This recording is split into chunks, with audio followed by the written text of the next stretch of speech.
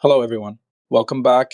Let's build our first mini environment for a mini game in Unity 3D and learn the most important core concepts in just 3 minutes. Starting from our previous video, let's delete the cube first. Click on plus sign. In 3D object, select plane. Now you can see we have a plane game object in our scene, and it's the part of our game. Let's explain transform component of the plane. Every game object has a transform component. Transform controls position, where it is in the game, rotation, how it's rotated in the game, scale, its size in the game. We can change the transform properties from transform tools. Let's explain each tool. Hand tool phi, move around the scene, pan view. Move tool phi, move objects position. Rotate tool 70, rotate objects. Scale tool, free, resize objects. Transform tool combines move, rotate, scale. Everything you see here played. Camera is called a game object.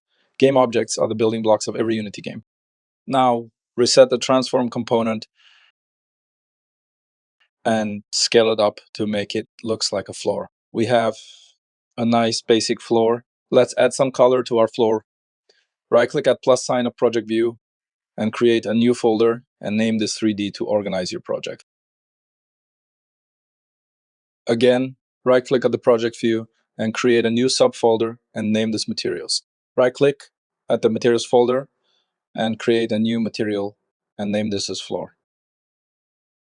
Now select the plane and replace the default material by dragging newly created material floor at index 0 of materials of mesh renderer component. Materials use shaders to define how objects look, like color, lighting, and texture. Let's change the color of our floor.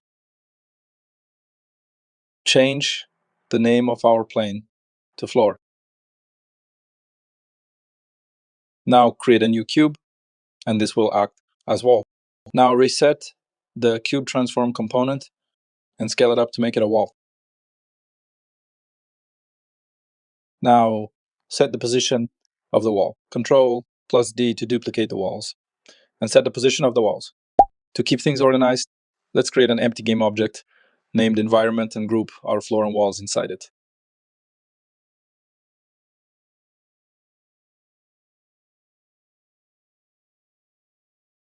Now quickly add our player. Right-click at hierarchy window and from 3D object, select capsule. This will act as our main player. Now we've built our first mini environment for our first game. That's it for now. In the next video, we'll start coding our player movement. Follow DevByte.